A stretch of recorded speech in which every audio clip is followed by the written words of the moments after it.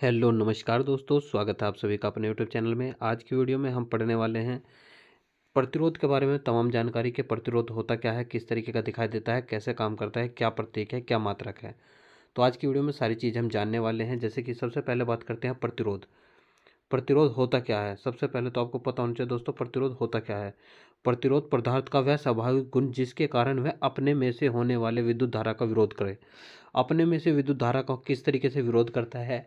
एक तरीके से समझो, एक रास्ता बिल्कुल सीधा है और एक रास्ते में बहुत सारे गड्ढे आए हुए हैं।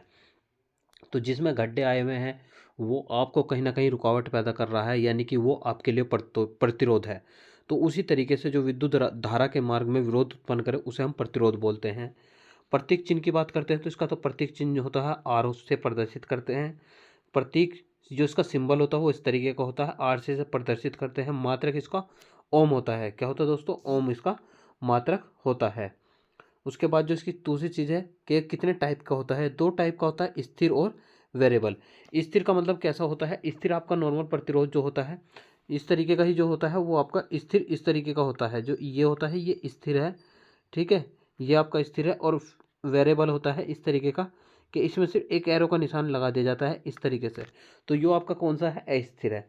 स्थिर ये होता है जो कि हम नॉर्मली यूज़ करते हैं। अस्थिर होता है जिसे हम एज ए वॉल्यूम या छत के पंखे का रेगुलेटर जिस तरीके से काम करता है तो उसी तरीके से ये काम करता है।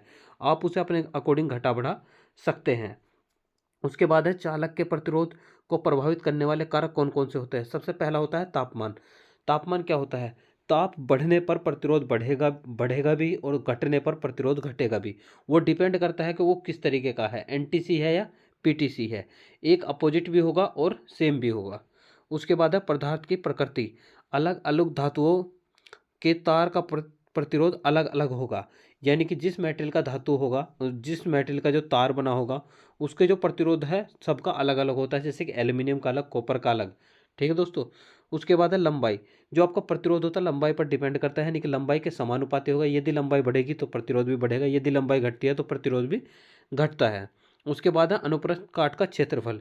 अनुप्रस्थ काट के क्षेत्रफल का क्या मतलब है? आर समानुपाती होता है ए के। अब इससे आप समझते हैं कि यदि प्रतिरोध बढ़ता है तो क्षेत्रफल घटेगा, यानी कि एक दूसरे के बिल्कुल अपोजिट होते हैं। यदि प्रतिरोध बढ़ता है तो प्रतिरोध बढ़ेगा तो क्षेत्रफल घटेगा, और क्षेत्रफल बढ़ेगा तो प्रतिरोध घटेगा। उसके बाद ये इसका फॉर्मूला होता है आर बराबर रो अपॉन एल अपॉन ए। उसके बाद प्रतिरोध हमारे पास जो प्रतिरोध को हमें जोड़ना होता है वो दो क्रम में जोड़ा जाता है, श्रेणी क्रम और समांतर क्रम। श्रेणी क्रम किस तरीके का होता है? श्रेणी क्रम इस तरीके से होता है कि एक प्रतिरोध दूसरे प्रतिरोध के प्रारंभिक सिरे में जोड़ा जाता है। जैसे कि आप देख पा रहे हैं कि R1 R2 एक दूसरे से जुड़ा हुआ है। यहाँ से हमने सेल को जोड़ दिया है प्लस माइनस के अकॉर्डिंग। उसके बाद इसमें जो धारा है सभी में सेम है लेकिन वोल्टेज अलग अलग होगा। यदि आप दो प्रतिरोध को श्रेणी क्रम में जोड़ते हो या दो बल्ब को, दो लैंप को श्रेणी क्रम में जोड़ते हो, आपने देखा होगा टू फेस की लाइट को आप जब श्रेणी क्रम में जोड़ोगे तो प्रतिरोध आपका जो बल्ब है कम ग्लो करेगा। ठीक है दोस्तों। उससे यह समझ सकते हो कि वोल्टेज घट रहा है। यदि आप उन्हें पैरेलली जोड़ोगे तो वो नहीं घटेगा। यानी कि इसका जो टोटल प्रतिरोध होगा आर टी बराबर, यानी कि प्रतिरोध टोटल बराबर R1 प्लस R2, यानी कि जो टोटल प्रतिरोध है वो दोनों का दोनों जुड़ जाएगा। इसका जो इंपॉर्टेंट पॉइंट है, धारा समान रहेगी पर वोल्टेज अलग अलग रहेगा। दोनों में जो धारा की मात्रा है वो सेम है। आप देख सकते हैं इस चित्र में भी। देखो धारा यहाँ से लेकर यहाँ तक सारे में सेम है। यहाँ से लेकर ये जो धारा है सारे में सेम है, लेकिन वोल्टेज क्या है? वोल्टेज दोनों में अलग अलग है। क्या है दोस्तों? वोल्टेज दोनों में अलग अलग है। ये इंपॉर्टेंट पॉइंट है। उसके बाद है समांतर क्रम। समांतर क्रम में क्या होता है? प्रतिरोध किस तरीके से जुड़े होते हैं? एक दूसरे के बिल्कुल ही पैरेलल यानी कि समांतर। यानी कि दोनों का जो वोल्टेज होगा बिल्कुल समान होगा, वोल्टेज में कोई भी अंतर नहीं आने वाला। यानी कि इस तरीके से मानिए कि आपका जो पूरा घर होता है, घर के जो कनेक्शन होते हैं वे आपके पैरेलल ही होते हैं।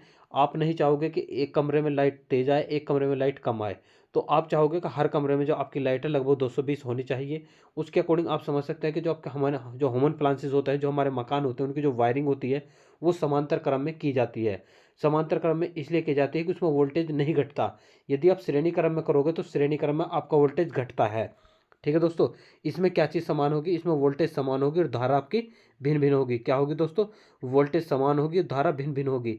जैसे कि आप चाहते हैं आपके 10 कमरे हैं तो 10 के 10 कमरों में आप देखोगे 10 के 10 कमरों में सेम लाइट होगी। यदि श्रेणी क्रम में होगी तो लास्ट वाले के जाते जाते लास्ट वाले तक आपकी जो सप्लाई है बिल्कुल पूरी तरीके से ख़त्म हो जाएगी। तो उस चीज़ का आपको ध्यान रखना है। इससे तमाम इतने ही क्वेश्चन बनते हैं कि प्रतिरोध क्या होता है, प्रतिरोध का जो मतलब प्रतिरोध का मात्रक क्या होता है, प्रदर्शित कैसे करते हैं और उसकी परिभाषा क्या होती है।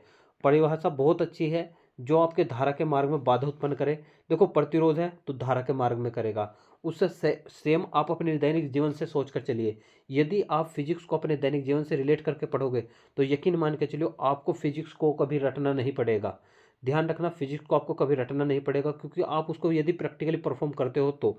जैसे कि प्रतिरोध, प्रतिरोध क्या है, आप मान लो आप कमज़ोर है, आपके सामने कोई बड़ा व्यक्ति खड़ा है, तो जैसे ही बड़ा व्यक्ति कोई खड़ा है तो उसने आपको रोकने की कोशिश की गेट से। जैसे वो रोकने की कोशिश कर रहा तो आपके लिए प्रतिरोध का काम कर रहा है।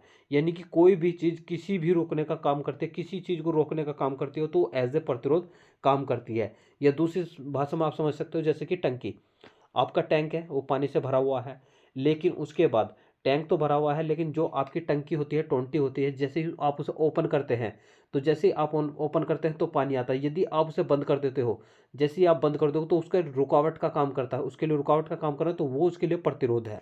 तो प्रतिरोध से संबंधित इतनी जानकारी आज के लिए इतना ही रखेंगे। कल मिलेंगे कैपेसिटर के साथ। आज हमने प्रतिरोध की इतनी सारी जानकारी ले ली है। यदि प्रतिरोध में अभी भी किसी को समस्या है तो कमेंट सेक्शन में बता सकता है। कल हम देखेंगे कैपेसिटर के बारे में, कैपेसिटर का श्रेणी क्रम, समांतर क्रम, और हो सकता है कि हम इसके जो प्रतिरोध है प्रतिरोध के न्यूमेरिकल भी करें, क्योंकि बहुत ही जल्द दोस्तों तुम्हारे एग्जाम भी आने वाले हैं आईटीआई के। जिन बच्चों के बैक है वे इस चीज़ को अभी से तैयार करना शुरू कर दें। आज की क्लास में हमने प्रतिरोध करा है, नेक्स्ट क्लास में कैपेसिटर, उसके नेक्स्ट क्लास में हम इंडक्टर पढ़ेंगे और वन बाय वन हर चीज़ को आप कवर अप करते चले गए। आपको क्लास पर डे मिलेगी, एक क्लास मॉर्निंग में और एक क्लास इवनिंग में। धन्यवाद दोस्तों, जय हिंद, जय भारत।